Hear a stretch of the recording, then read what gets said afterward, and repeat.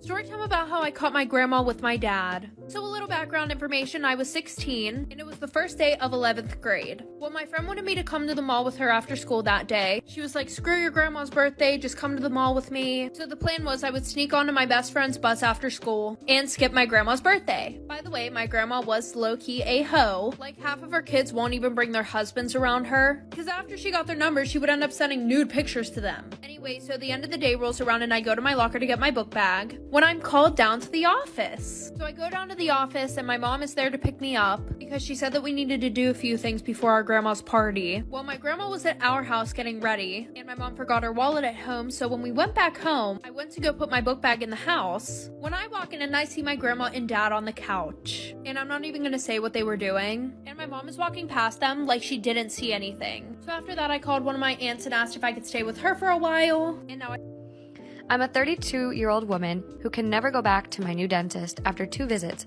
because I'm an idiot. My dentist is a very nice and professional man. Our first appointment was going pretty smoothly until he made some innocuous remark about us being strangers. My immediate reply was, "Oh, you're not a stranger. You've been inside of my mouth for 20 minutes." I did not intend to make a joke.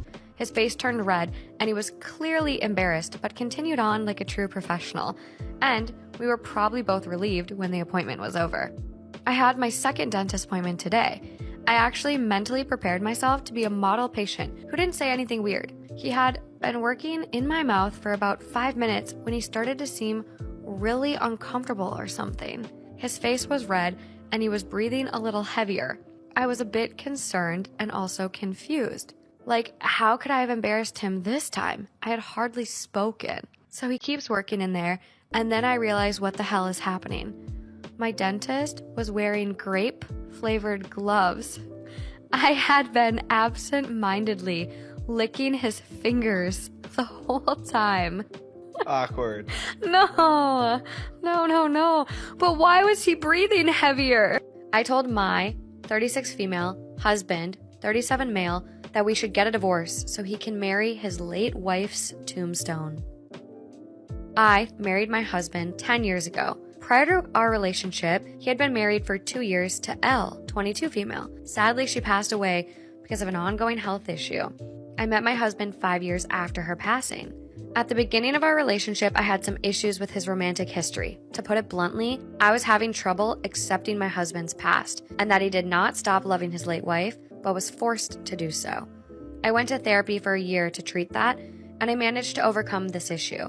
I now like to say that Elle and I would have been best friends. The issue, after 10 years of marriage, we have been having a lot of arguments, derived from bad communication. We just seem to blow everything out of proportion.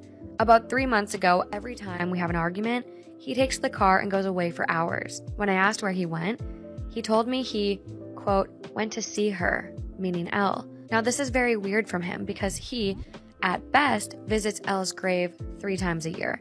I then asked him to not run away every time we fight and to please tell me when he goes to the cemetery so we can go together. He just brushed me off. He has been doing this for months now, and it is destroying me. The feelings I fought the first year of our relationship are coming back. I'm sad all the time.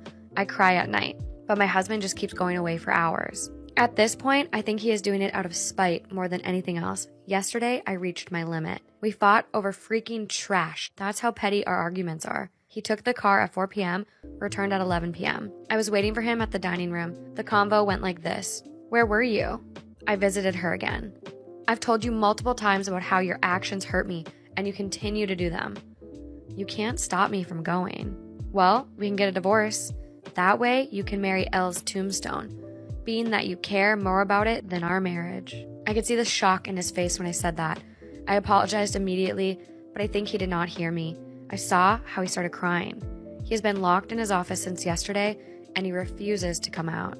I feel like the biggest asshole ever. What I said was a low blow and something horrible, but at the same time, a part of me thinks that what he is feeling right now is just a fraction of what he has put me through for months. Is there anything I can do to salvage this relationship? A Redditor told me to put this in the post. 3 months ago, we found out that I am pregnant after 8 years of trying. He has been visibly stressed out and reactive since the discovery, even though we both wished for a baby.